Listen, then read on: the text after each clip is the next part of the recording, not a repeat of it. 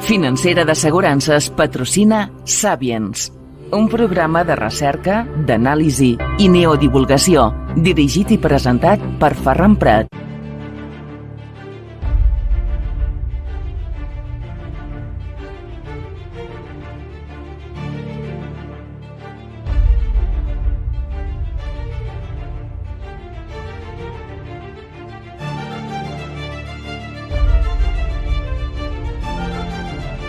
Salutacions, saludos, benvinguts, bienvenidos al Sapiens. Les habla su amigo Ferran Prat.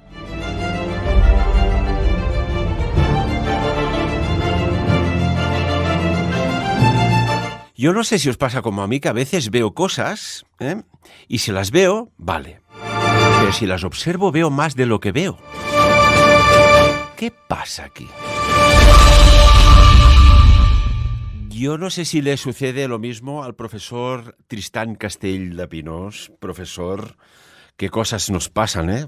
Buenos días, buena tarde o buenas noches, porque, claro, nos escuchan ya por internet, ya no sabes qué decir. Bienvenido a Sapiens. Bueno, somos los hombres en el tiempo o contra el tiempo, porque abarcamos, digamos, todos los pulsos temporales, el presente, el pasado, el futuro. De alguna forma, eso nos hace, un poco estar mejor conectados con la vía de lo eterno, lo cual, ¿me entiendes? A mí me da una satisfacción tremenda y espero que a ti también. Pero claro, hablando de eternidades y de cosas que traspasan la realidad, pues vivimos en una realidad absolutamente, que hay mucha gente que dice es una matrix holográfica. Sí, deben tener mucha razón, ¿no? O sea, que en el mundo hinduista ya se habla de que vivimos en una ilusión. Pero esa ilusión muchas veces, digamos, se vierte, especialmente cuando los seres malignos, vuelvo a repetir, los seres malignos están muy tranquilos porque nos creen absolutamente dormidos en el sueño de la inconsciencia. Y he de decir que en alguna forma sí que somos un tanto pusilánimes, porque a veces esperamos de la realidad cosas que ya nos han sido anunciadas y cantadas y machacadas desde hace tiempo. ¿Desde cuánto tiempo estamos hablando de las dinastías híbridas reptilianas? Y eso me lleva pues a un hecho de digamos, extrema puntualidad en el mundo en que vivimos, sobre la marcha del tiempo, que nos va a sorprender siempre con cosas que teóricamente no esperábamos. Estaríamos hablando de este concepto que hace algunos años lo comentamos aquí en Sapiens, de un cisne negro, ¿no? De cómo algo sucede en un punto del planeta que pega una sacudida, que riete de un tsunami marítimo, entra, y no por las puertas de casa, sino por las puertas de la mente, a todo un colectivo social, o en este sentido podríamos decir a prácticamente toda la humanidad. Estaríamos hablando de cisnes negros encubiertos. Cuéntanos. Sí. Bueno, una aparición, digamos así, fugaz y absolutamente increíble del cisne negro, ¿me entiendes? En este caso ha sido de la oscuridad más profunda, donde se ha descolgado una de las visiones de la realidad auténtica, y es que la dinastía de los reptiles, ha tenido una proliferación de actos absolutamente increíbles en los últimos tiempos, pues ha dado, ¿me entiendes?, la imagen real de su auténtico y último representante. Un hombre que supuestamente estaba muerto o a punto de morir, de pronto recibe el homenaje de un retrato suyo espectacular, de un tamaño inmenso, y que en ese retrato aparecen simbolismos absolutamente claros. Hay una lectura de algo que no es un simple retrato, no es un rey de poder, es un rey de la sangre. Y bueno, ¿a qué me refiero? Si me permites, vamos a describir, a entrar un poco en contexto, porque además tenemos genial de tiempo. Hoy hablaremos, Tristán, casi que podríamos titular, ¿no?, el arte oculto a la vista de todo el mundo, pero con mensajes tan potentes y tan encriptados que a veces cuesta de desglosar, ¿no? Yo siempre digo, a veces, de forma así coloquial, digo, oye, nos pagan para ver lo que no ven los demás, ¿no? Esto cada uno tiene su especialidad, como el mecánico, la peluquera, el científico, el arquitecto, el ingeniero, bueno, todo, ¿no? En general, todas las profesiones tienen su especificidad. Y nos ponemos en contexto porque hace pocos días, concretamente el 6 de mayo se ha celebrado un evento mediático que ha sacudido un poco pues al mundo del arte en muchas directrices, ¿no? Estamos hablando de que ¿cómo se llama? A ver si recuerdo cómo se llama el pintor. Bueno, ya me vendrá a la cabeza. Jonathan Yeo, artista de alto nivel, ha hecho un retrato del monarca actual de Inglaterra, del Reino Unido, Carlos III. Se presentó públicamente, y ese retrato en el cual hay un color que predomina, ¿no? Es el rojo, un rojo que en fotografía aparece como más atenuado, pero físicamente allí, en vivo, es más subido de tono. ¿Qué pasa con este retrato del monarca Carlos III? Tristán, ¿qué has observado de...?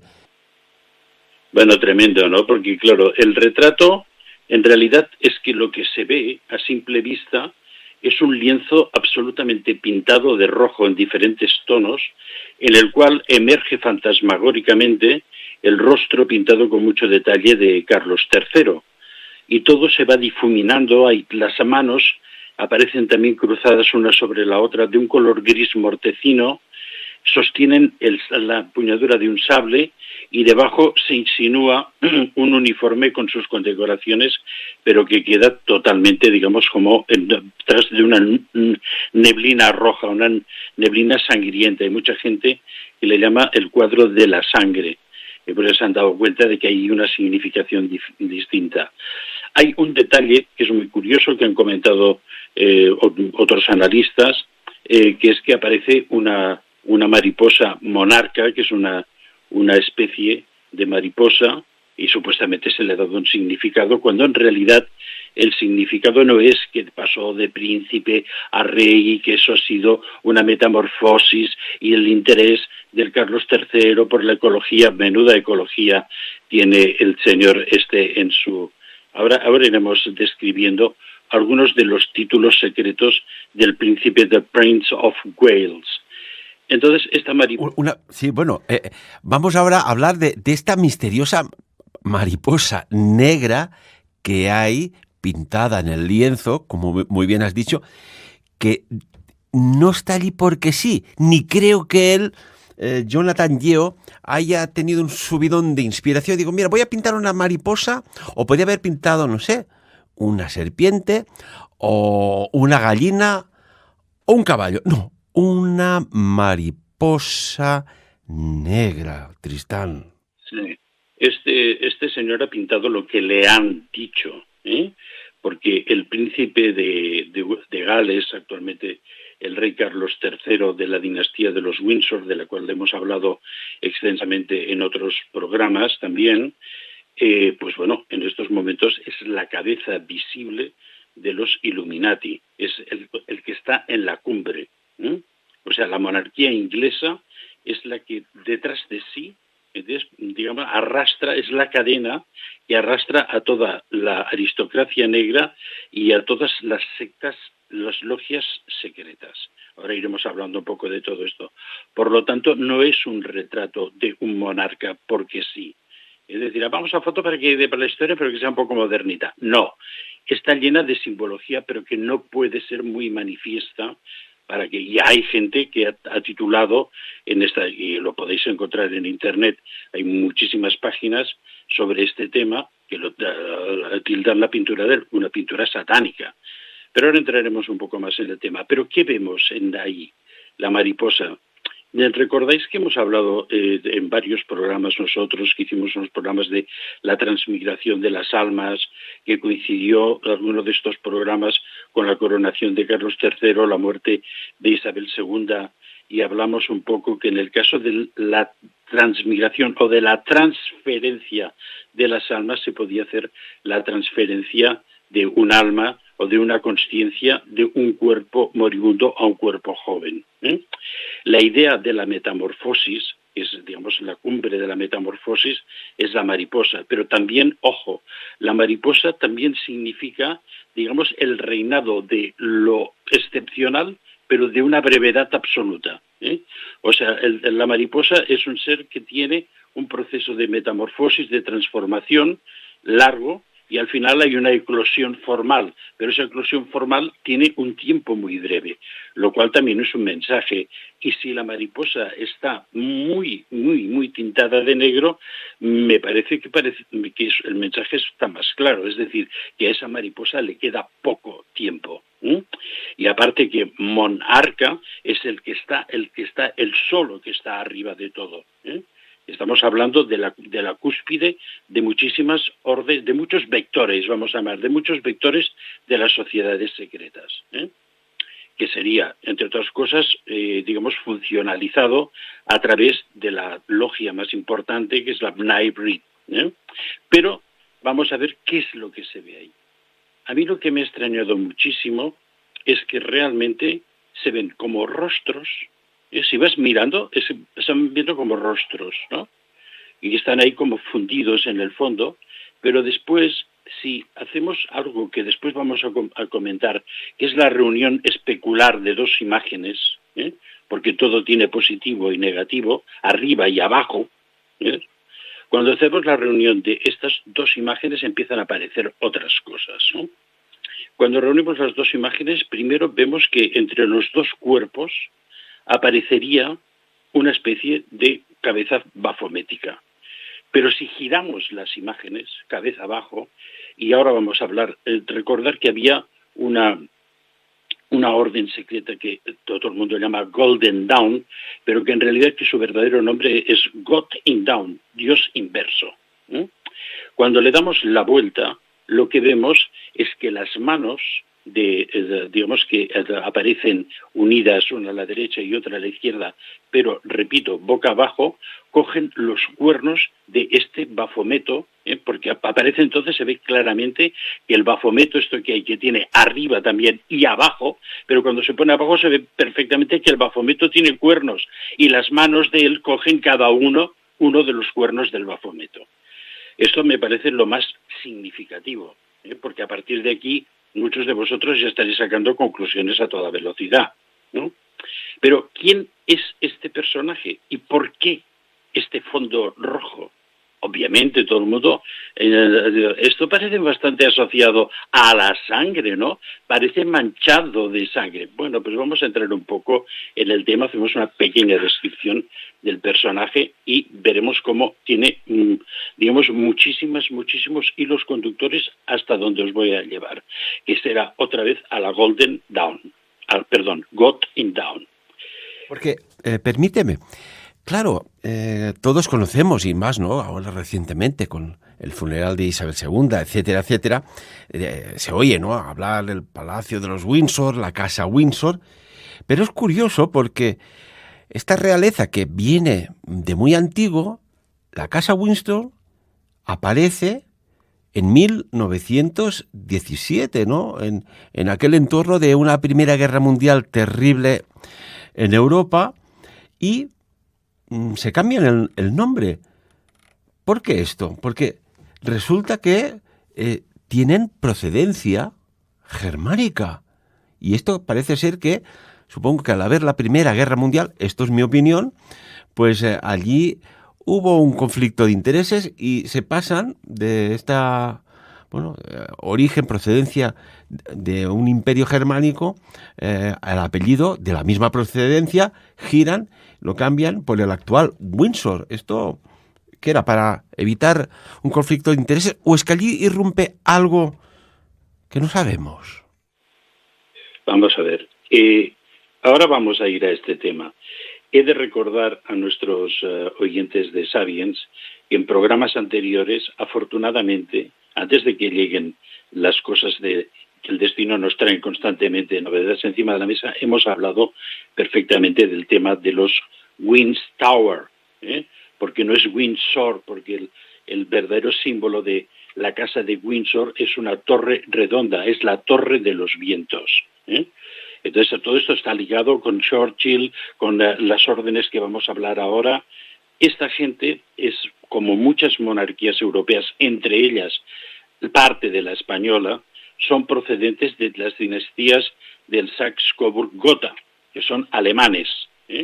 Y uno de los primeros, digamos, elementos de la titulología, por decirlo, de la colección de títulos del príncipe de Gales, es que él es el duque de Rothesay. Fijaros muy bien que Rothesay es una composición de dos palabras en idiomas distintos. Roth es en alemán, que quiere decir rojo, que es el mismo origen de los Rothschild. Rothschild en alemán quiere decir el escudo rojo. Aquí tenemos Rothesay.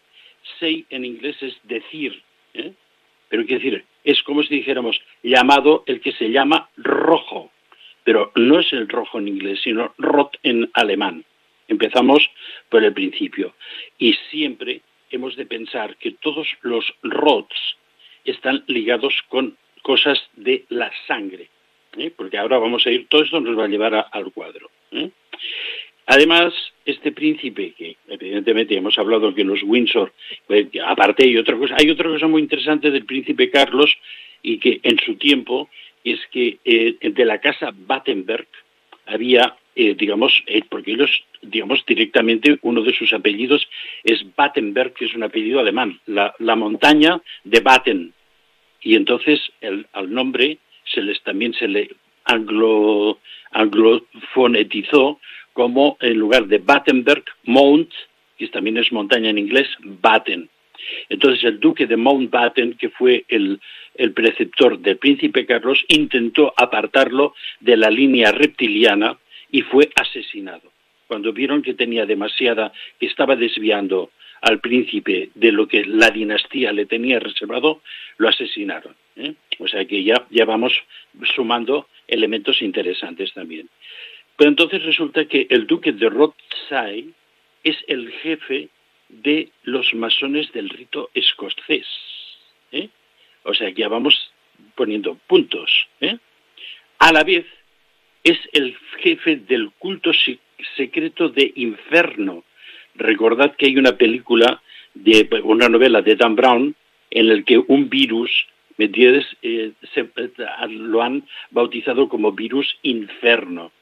Y a la vez es el sumo sacerdote del culto de Caronte, que es el barquero que lleva a los muertos, por la laguna Estigia a las puertas del Hades. ¿Y qué os recuerda eso? De algo que hemos hablado por activo y por pasivo y hace muy poco tiempo aquí en Sapiens, la isla de los muertos de Arnold Becklin, el culto de Caronte. Y este señor, que como todas las dinastías reales tiene siempre muchísimas más cosas, curiosamente es el propietario del club de los Hells Angels, los ángeles del infierno, que secretamente está ligado con una secta muy oscura que se llama Hell's Fire, que no quiero deciros qué es lo que hacen en sus ritos. No os lo quiero decir, pero os lo podéis imaginar también. Pero ¿qué es lo más importante y por qué está el cuadro enteramente pintado de color rojo?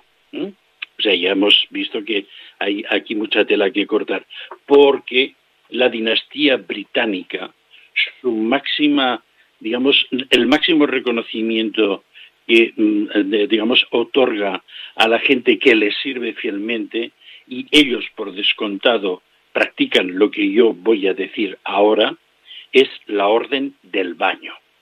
Y con que la Orden del Baño sale en Wikipedia y en todas partes, ¿me entiendes? O sea que ya sabemos que existe y hay cantidad de gente sobre todo militares, o sea, gente que, digamos, son los asesinos, digamos, organizados, ¿no? Los soldados, los que cobran por ejecutar, por decirlo de una cierta forma. La orden del baño, para ser admitido en la orden del baño, te has de bañar en sangre. Y no digo qué tipo de sangre ni la procedencia de la sangre. Y por eso el uniforme rojo, la capa roja y el cuadro pintado totalmente de rojo. Esto, Tristán, cuadra.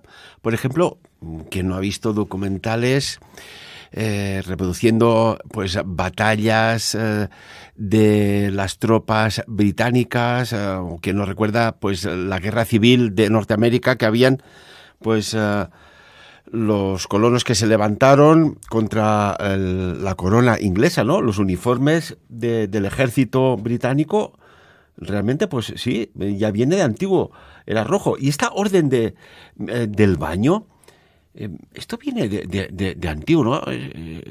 Pero la ceremonia esta, ¿a cuándo crees que se remonta? Porque esto podía venir de tiempos ancestrales, ¿no? ¿Quién no recuerda extraños sacrificios con los aztecas? Y no sé si hay algún vínculo o no también, pero una extraña ceremonia para el nombramiento de los caballeros de aquella época. Estamos ahora hablando del 1725 de esta orden. Bueno, como curiosidad digo que tranquilos, porque vamos a llegar, y a donde vamos a llegar ahora, entonces os va a interesar más, La orden del baño. La mayoría son militares, hay muchísima gente también civil, entre ellos, qué curioso, el Edward Butler, es el autor de aquel libro que comentamos tanto cuando hicimos lo de los ovnis del Tercer Reich y la energía Brill, que se llamaba Brill, el no sé qué que vendrá. Este también estaba en la orden del baño. ¿Es cierto eso? Bueno, yo puedo incluso conseguir documentaciones y fotografías de que en estos momentos, porque la orden del baño se ha extendido de tal forma que en las órdenes esotéricas, que ya sabéis de qué tipo de orden esotérica estoy hablando, del mundo, la orden del baño es un grado de iniciación de lo más alto. Es decir, ya no tan solo es de la corona inglesa y de su entorno esotérico, sino que está extendido en Hollywood, por ejemplo, que ya podremos ir sacando ahí, si queremos, escamas para ver la naturaleza del pescado que hay debajo, por cierto, o de la serpiente que hay debajo, pero que en estos momentos esto es así. ¿Y qué más hay aquí? ¿Hasta dónde nos va a llegar todo esto, no? Pues bueno, pues es muy sencillo, porque el señor también pertenece al clan Drácul de Transilvania. Y eso no lo digo yo, está escrito en un montón de libros del autor Lawrence Gardiner, no, digamos, revelando las cosas negativas de la corte reptil inglesa, sino porque él era uno de los brazos intelectuales de esa corte, digamos, transilvana, que en sus libros constantemente está dando sentido a que la verdadera naturaleza de la monarquía, de la alta monarquía reptil, es Transilvania. Y están en todos los libros de Lawrence Gardner, que por cierto tengo unos cuantos aquí, si a alguien le interesa, les puedo pasar un detalle. Pues este señor, que además es del clan Drácul de Transilvania, en público, él dijo, que lo tengo copiado aquí, según la genética, soy descendiente de Vlad III. ¿Y quién era Vlad III? Vlad Cepes para los romanos, que saben, porque además hay una marca de licor que se llama Vlad Cepes, y he conocido un poco el tema era el famoso emperador de los empalamientos, el famoso Drácul. ¿Y de dónde viene la palabra Drácul? Viene de dragón, viene de reptil, o sea, más claro el agua. Más claro en este caso la sangre, porque estamos hablando de todo eso.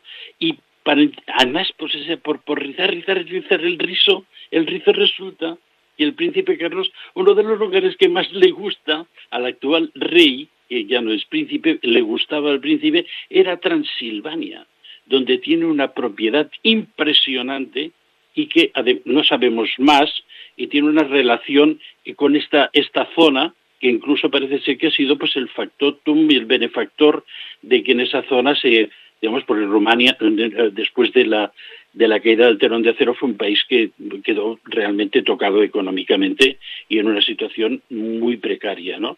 Y entonces, pues bueno, este señor está involucrado hasta aquí. Y ahora, ¿veis raro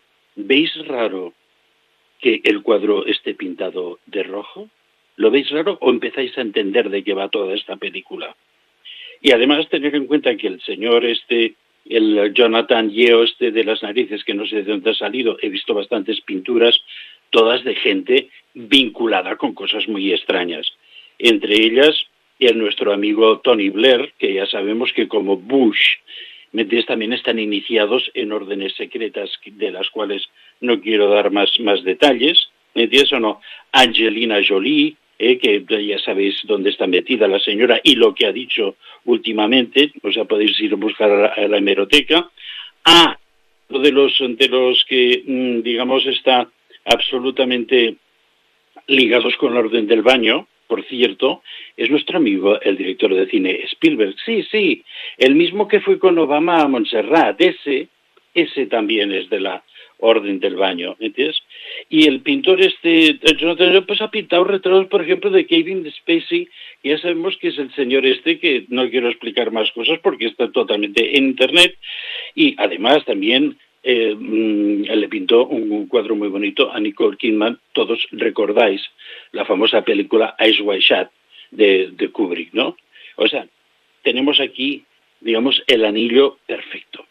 Vaya rompecabezas que por separado pues no es literalmente imperceptible, pero juntas las piezas y da una forma extraña, ¿no?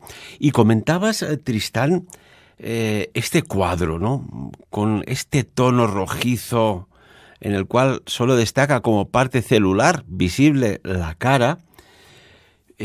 Hablabas de esa misteriosa mariposa negra, ¿no? Los que sabemos un poco de lo que hay ahí porque observamos y buscamos. Caray, una mariposa negra nos da un aviso de que van a haber cambios, que hay que permanecer atentos al cambio.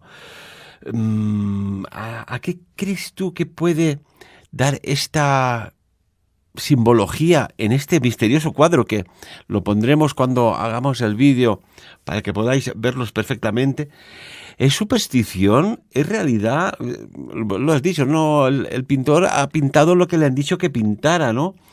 En la cultura de nuestros estimados amigos los mexicanos, saben ellos que las mariposas negras indican algo negativo. Es decir, lo que se entiende comúnmente como mala suerte, por ejemplo. Hay esa mariposa negra. ¿Qué más hay? Yo sé perfectamente que son los mensajeros de la muerte, ¿eh? Y lo digo porque yo tengo una experiencia que algún día, si queréis, os lo explicaré. Y ya es una experiencia muy brutal. Y por lo tanto es el mensajero de la muerte. No tan solo es la fragilidad, la transformación, el sacar una conciencia que será transformada en otra cosa, en otro cuerpo, que tendrá que desarrollarse en otro cuerpo, que es el mensaje, ¿eh? O sea, no le demos más vueltas, ¿no? Y que después también, una de las cosas que a mí me extrañó del tema es que el famoso rey, que ya estaba muerto según muchísimos youtubers y muchísimas informaciones, resulta que sale tan campante y ahí a sacar la lona negra con una cinta roja que cubría el cuadro, y que además cuando la lona negra cae encima de él se aparta como asustado. O sea, esto también hemos de, digamos, en esta etología del movimiento, también hemos de deducir alguna cosa. O sea, pero fijar que todo es, digamos, es un tejido que si vas avanzando se va urdiendo solo. ¿Por qué la cinta roja? ¿Por qué la lona es negra, que simboliza la muerte? ¿Entiendes? O el sudario. ¿Entiendes? O sea, ahí está muy representado todo esto. Pero además, digamos, este trabajo del pintor, que ha juntado digamos, la posibilidad de que si hay un buen observador, puede, de alguna forma, intentar encontrar la clave. Y eso es lo que estamos haciendo nosotros. Y que cuando se juntan las dos pinturas aparece un mensaje. Y esto me liga con algo muy interesante, y que con que estamos hablando también de arte esotérico. Recordad que Leonardo da Vinci pintó 2 Mona Lisas. ¿Y por qué pintó 2 Mona Lisas Leonardo da Vinci? Porque la Mona Lisa, y hay una que está perdida, pero la Mona Lisa, si tú también haces, digamos, una imagen y haces otra imagen y la juntas, entonces entre los 2 cuerpos de la mujer aparece claramente una cabeza que parece un extraterrestre. Mucha gente que dice, no, esto es el retrato de un extraterrestre, y realmente probarlo o buscarlo, porque os vais a sorprender muchísimo, ¿eh? Y entonces, claro, ahí esta técnica que ha empleado este pintor en el cuadro del rector, del sumo sacerdote de la Orden del Baño, ¿me entiendes?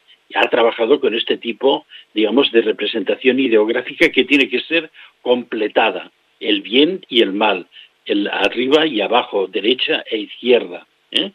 Y entonces, en el caso de la Mona Lisa, me paso un poquitín al caso de Leonardo da Vinci, hay una cosa más interesante todavía, y es que Mona Lisa está pintada sobre un fondo que, si digamos lo analizas con, digamos, descondicionando, ¿sabes? Que si es aquí, que si es allí, que es un fondo ficticio en el que aparece Montserrat.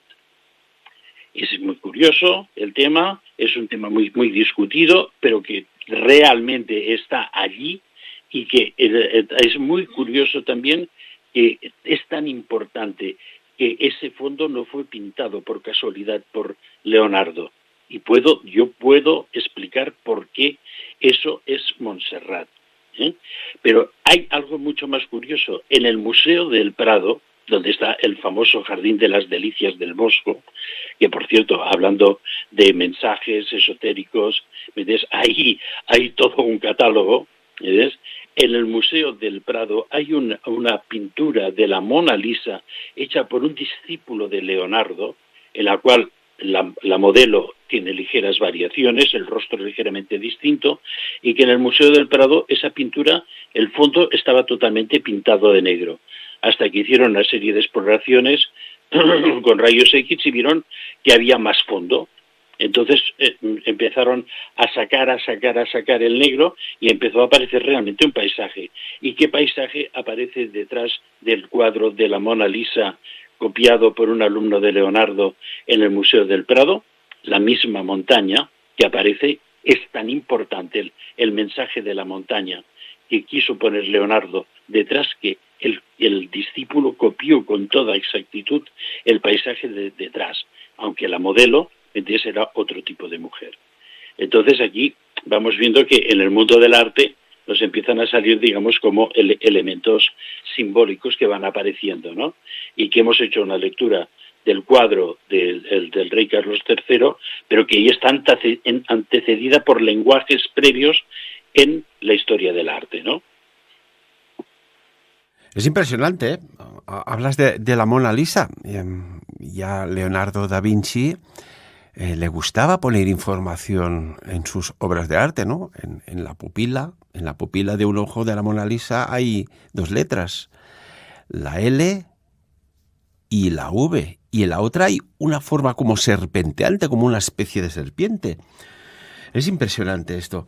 Y este cuadro, que artísticamente puede gustar o no, pero que está tan cargado, este retrato de Carlos III, ¿hay algún otro detalle que nos quieras destacar? Porque es que estoy seguro que los seguidores lo habrán pensado. A ver si lo tratan este tema con Tristán. Cuéntanos. Sí, aparte, para lo más importante es el tema de la figura bafométrica central. Porque si miras el cuadro en el sentido de la pintura, en el sentido normal, aparece la figura bafométrica arriba, pero después giras el cuadro y la figura bafométrica queda mucho más explícita abajo. Esto para mí es lo más importante, ¿no? Y además que él coge con sus dos manos los cuernos del bafómetro. Es decir, él es lo que dirían en el Priorato de Sion, el nautonie, el piloto, el que comanda, el que, ¿me entiendes o no?, se agarra y ¿me entiendes?, y tiene un control sobre todo esto, ¿no? Pero luego hay algunas cosas muy curiosas que debajo de la parte de la mariposa, es decir, mirando de frente en la parte izquierda, aparece también una cara dibujada con bastante detalle. Es como una especie de cara etérica, como tenemos dentro del fondo rojo, es como un humillo un poco más blanquecino. Esto debe ser el retrato de alguien importante o alguien que ha sido sacrificado para apresar algo de él. Y está allí, digo yo. Y después hay una letra N perdida por allí que puede ser la alusión al nombre de ese personaje. Que yo hasta ahí ya no soy capaz de avanzar más, ¿eh? O sea que creo que aquí hay suficiente lenguaje críptico como para ver que realmente en estos momentos, y ahora entonces vamos a intentar centrarnos en esta situación, lo que está ocurriendo alrededor nuestro es de una gravedad extraordinaria. Porque si antes había mensajes en muchas pinturas, hablamos mucho del Arnold Becklin en la Isla de los Muertos, y insistimos, parecía que en el futuro tendríamos que volver a ese tema para dar congruencia a otro tema que todavía no había salido, que es lo que estamos haciendo ahora, ¿no?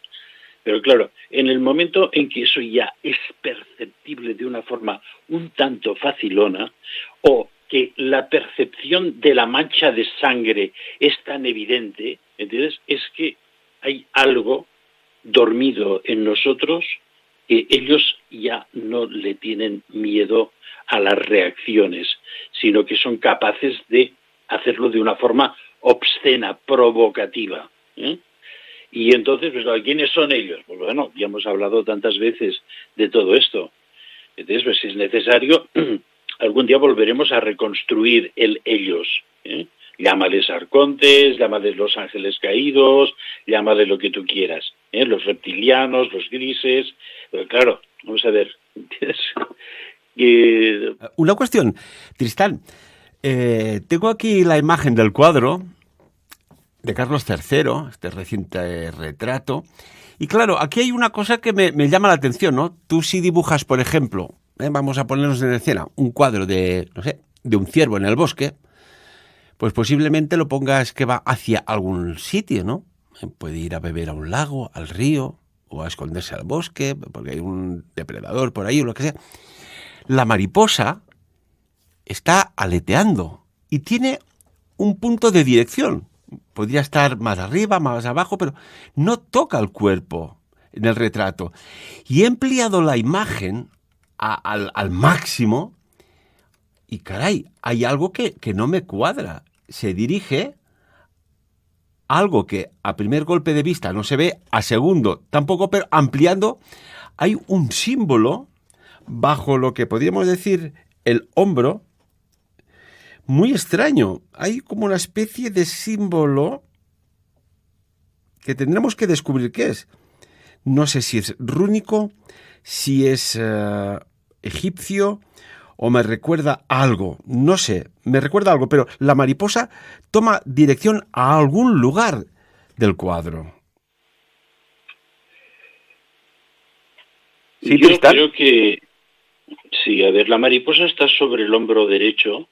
No lo toca, no llega a tocarlo, está aleteando. Sí, pero bueno, estamos hablando de un cuerpo etérico ahora, ¿eh? Está sobre el hombro derecho y no llega a tocarlo, pero significa, digamos, es el brazo del poder, ¿eh? Es el brazo en el que sostiene el báculo del poder, o sea, la coronación de Carlos III, entonces, y que eso marca eso, pues el nombre es el monarca. Yo creo que el simbolismo evidentemente simboliza la muerte próxima, porque realmente hemos explicado que el proceso de la metamorfosis de los lepidópteros es un proceso temporal largo, pero que la eclosión de la mariposa es de una vida corta, ¿no? Entonces, hombre, evidentemente si vamos mirando el cuadro al centímetro, entonces yo no tengo una gran ampliación de la pintura. Lo he ampliado en la pantalla del ordenador y entonces fue lo que me permitió de alguna forma hacer meter todas las triquiñuelas para ver lo que a mí me interesaba, que es la pintura del Bafometo, porque claro, los símbolos de los Hell's Fire o de los Hell's Angels, pues ya sabes cuál es, ¿no? Y por lo tanto aquí nos queda perfectamente explicado, ¿no? Y entonces, pues bueno, sí, es un tema que me apunto, y si tengo la posibilidad de conseguir unas ampliaciones más importantes o más detalladas, pues iremos avanzando un poquitín en el tema. Pero a mí... Sí que además, lo curioso, podrías haber pintado una mariposa de color azul, azul celeste, un azul eléctrico que siempre, bueno, pues da no sé, un tono de prosperidad, o una mariposa pues blanca, aunque sea tenue, que es un símbolo pues de positividad. No, oye, aquí la pongo negra, con un par de alas, tú. Sí, pero es que claro, es lo que te he dicho, la mariposa negra, monarca negra, significa la aparición de la muerte. Y no quiero ligarlo con mi experiencia personal porque está referida a un personaje de una gran luz, un personaje especial. Y eso otro día, separados de esta, bazofia sanguinolienta, entonces hablaremos de este otro personaje, que es lo que ocurrió con la aparición de la mariposa negra. Entonces esto pues algún día pues lo hablaremos, pero no quiero mezclarlo aquí. Yo creo que el tema lo tenemos bastante acotolado. O sea, Drácula, Transilvania, la Orden del Baño, entonces ahí está todo. Y una cuestión, por ejemplo, hablábamos de los Windsor, ¿no? Y bueno, Eduardo, no sé si era Eduardo VII, el rey Jorge V, él se declaró antialemán, teniendo ADN germánico. Pero esa primera gran guerra, que se pensaba que nunca más habría una gran guerra, y hubo una Segunda Guerra Mundial, y veremos qué pasa. Es curioso, ¿no? Porque los tres países, los tres estados en conflicto, que fueron, todos recordemos, Alemania, Rusia y el Reino Unido, después habían los países aliados, pero básicamente estos, curiosamente, los tres eran gobernados por nietos de la reina Victoria. Yo no sé si hay algo que aún está ahí en conflicto, en desavenencia, esas cosas que pasan entre familias de odio a muerte. Porque es curioso, ¿no? Que dice, oiga, es que entre nietos de la reina Victoria estáis en guerra. No. Esto sale de la cumbre de la aristocracia negra. Entonces, claro que sí que choca muchísimo que los Romanov tienen origen alemán. Los Romanov eran de origen alemán. La dinastía de Grecia, de donde provenía la princesa Sofía, que se casó con el emérito rey español, eran de origen alemán. El príncipe Felipe, que se casó con la reina Isabel, la princesa Isabel II, luego reina Isabel II, que era de origen griego, también es del mismo origen alemán. Los propios Windsor, ya hemos dicho por activo y por pasivo, que eran de origen alemán. Que Winston Churchill, que era el gran druida, que también lo hemos explicado en otros capítulos de Sapiens, nunca se cansó de decir que los Windsor eran nazis, que también hemos explicado que el origen de la Segunda Guerra Mundial estuvo pendiente de un hilo, que hubiera una unión del imperio, en aquel tiempo, no la Commonwealth, el imperio británico y el Tercer Reich para dominar el mundo.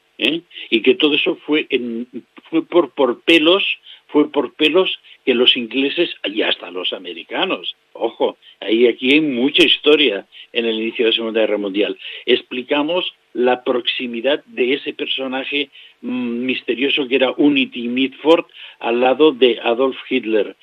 Rosenberg era amante de la que fue la amante y mujer del heredero legítimo, y que se separaron, ¿no? ¿Cómo se llamaba? Wally Simpson, se llamaba esta mujer, y todo eso estaba totalmente relacionado.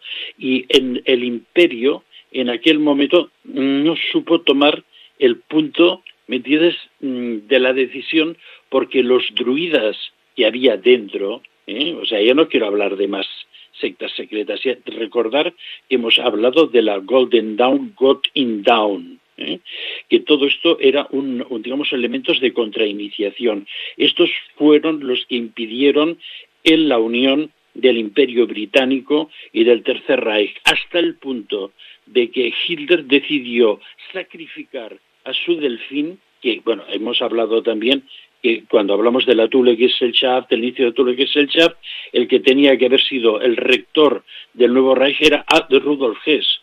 Y que cuando hablamos de delfín no es el animal, como lo entendemos, era Rudolf Hess, correcto. Que además ese extraño viaje, ¿no?, en avión, en solitario, marchándose, dejando la Alemania del Tercer Reich a Inglaterra, que fue a buscar. Todo un misterio.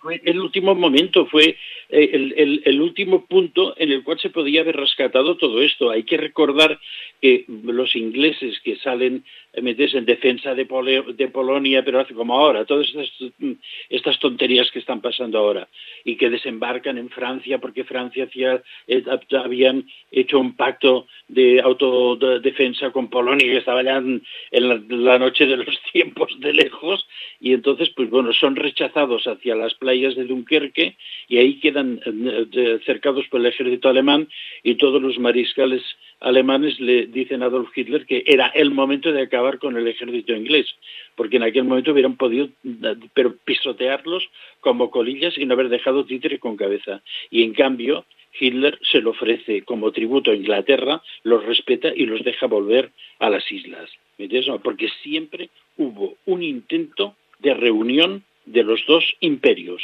y esto vamos por donde queráis a buscarlo. Bueno, esto, lo que nos explicas, Tristán, tiene coherencia, porque dices, oiga, si no puedes conquistar ni invadir las islas británicas, ¿cómo te lanzas con una operación de un calibre con 6 millones de soldados de la Wehrmacht? Hitler se lanza a atacar la Unión de las Repúblicas Socialistas Soviéticas, la URSS, ahora ya desmembrado y todo, Rusia, ¿no? Dice, oiga, ¿cómo puede ser que no consigues aquello y te lanzas a algo mucho más de una magnitud descomunal? Quizás está en esto que has dicho la clave. Y aquí estamos tropezando de nuevo con estos eventos históricos que son el origen de lo que está pasando ahora. También os voy a decir una cosa, que unos de los miembros preeminentes de la Orden del Baño, por ejemplo, fueron el general Eisenhower, el general Douglas MacArthur y el mariscal Zhukov. Todos estos son personajes preeminentes de la Orden del Baño. Estos fueron, digamos, los que instrumentaron digamos, la derrota del Tercer Reich de una cierta forma, especialmente los americanos, que tuvieron que lidiar también con los japoneses. Por eso MacArthur también es de la Orden del Baño. Pero que, ojo, la Orden del Baño no es una medallita que se pone. Hay que bañarse dentro de la cosa, por decirlo, the blood, ¿me entiendes? The blood bath, ¿me entiendes? Hay que ponerse dentro, ojo, que no es aquello que decir, le vamos a dar un título y una medallita, no. O sea, para entrar en la Orden del Baño hay que cumplir el ritual, ojo. Y ese tema, digamos, de la unión, de la fragilidad, ese momento en el cual se hubieran podido ligar todas las cosas, pero claro, le hemos explicado por activo y por pasivo. ¿Entiendes? Es decir, Inglaterra tenía poder, digamos, pseudo-sionista, porque vamos a ver, que si uno va repasando la historia de Inglaterra, siempre va viendo que hay personajes que no son, digamos, netamente ingleses, por no decir nada, porque hoy en día, depende de lo que te digas, te pueden meter digamos, en los archivos del Mossad. O sea que, ¿entiendes? Vayamos con un poco de cuidado también. Y entonces, pues claro, recordar siempre que el gran político de la época victoriana, que fue la cumbre del Imperio Británico, se llamaba Disraeli. Este apellido, ¿de dónde es? Ya me lo iréis diciendo vosotros, porque no me acuerdo, o no quiero acordarme. Entonces, pues claro, las cosas están más que claras. Hemos oído como una campanada profunda. Sí, bueno, son señales del espacio-tiempo. Vale. No son del móvil. Sí, bueno, es que los móviles también son muy cachondos. Y sabes que Carl Gustav Jung defendió, hay una película muy buena sobre todo eso, en su relación con Sigmund Freud, que había confirmaciones que aparecían en el espacio-tiempo de cosas que se decían y que eran, en un caso, en una de las reuniones de Carl Gustav Jung con Sigmund Freud, en la biblioteca de este último, que crujían las estanterías de los libros cada vez que Jung decía una cosa en determinado. Y eso fue uno de los elementos que condujo al progresivo enfrentamiento entre los dos hasta el punto y el que tenía que ser el delfín de Freud digamos como continuador del psicoanálisis, mientras al final se convirtieron en enemigos francos, ¿no? Y entonces, pues bueno, pues sí que a veces cuando aparecen señales, campanadas o cosas extrañas, bueno, a mí que en un momento determinado que un día estábamos hablando contigo de no sé qué y un libro salió disparado de la biblioteca. Y entonces, claro, te estuve buscando hasta que lo encontré.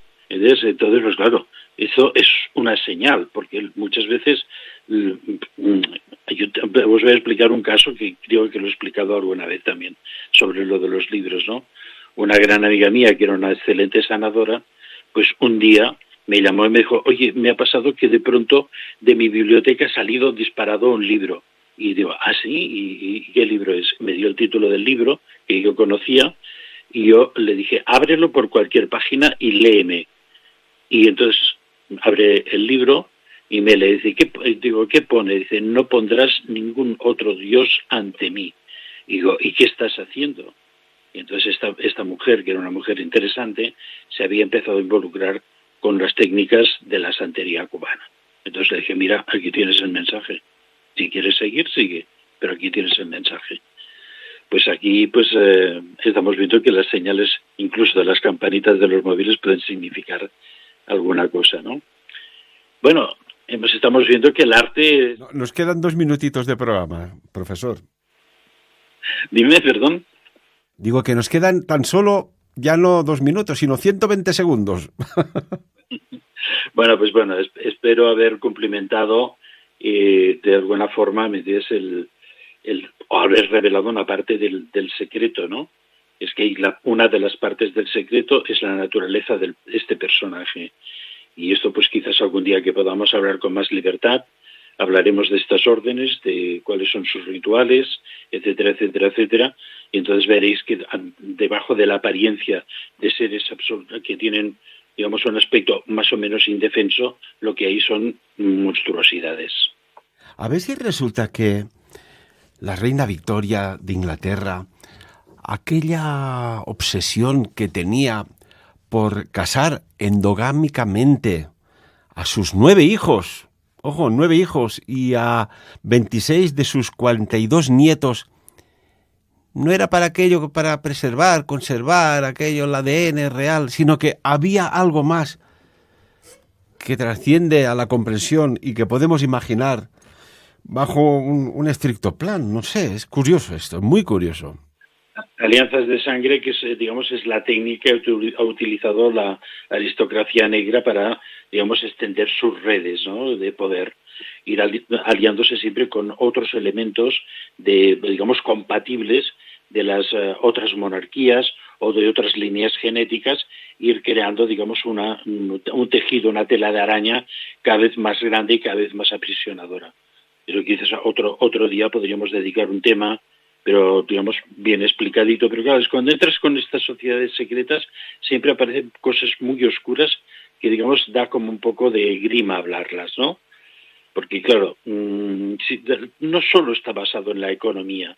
Pues si todo fuera el poder de la economía, pues mira, dentro de todo no sería, digamos, una supercorruptela monárquica, pues que lo es, ¿no? Pero que hay más cosas detrás de todo esto. Hay ritos secretos, hay pactos con entidades oscuras, y esos pactos con entidades oscuras representan que una parte o la mayor parte de los elementos rectores de la sociedad, al menos occidental, están totalmente comprometidos con seres de otras dimensiones totalmente inhumanos. Porque claro, yo ahora me estoy divirtiendo mucho cuando hay estas elecciones, todo el mundo dice, las izquierdas, las derechas, las ultraderechas, no sé qué. ¡Qué tontería! Por Dios, en estos momentos solo hay 2 facciones, humanos y antihumanos.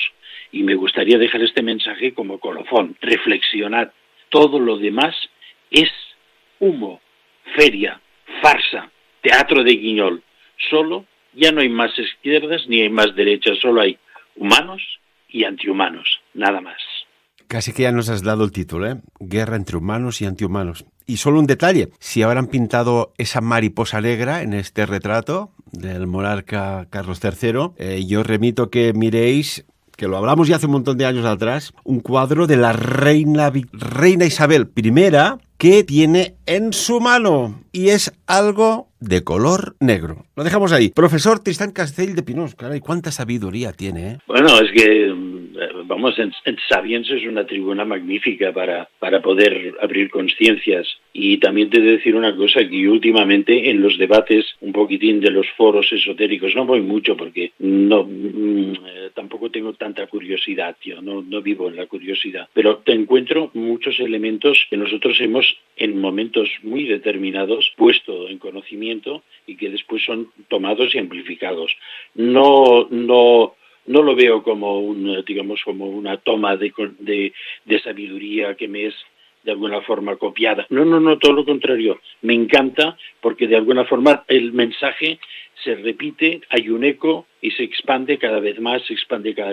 O sea que estoy en este sentido muy satisfecho. Pues repito, profesor, muchísimas gracias y hasta el próximo programa, abriendo esas puertas de lo misterioso que se nos oculta ante nuestros ojos, que no es poca broma. Muchísimas gracias, repito. Y amigos y amigas, como siempre, de lo que se dice aquí, muy, muy, muy importante. Y es que quiero que saquéis vuestras propias conclusiones.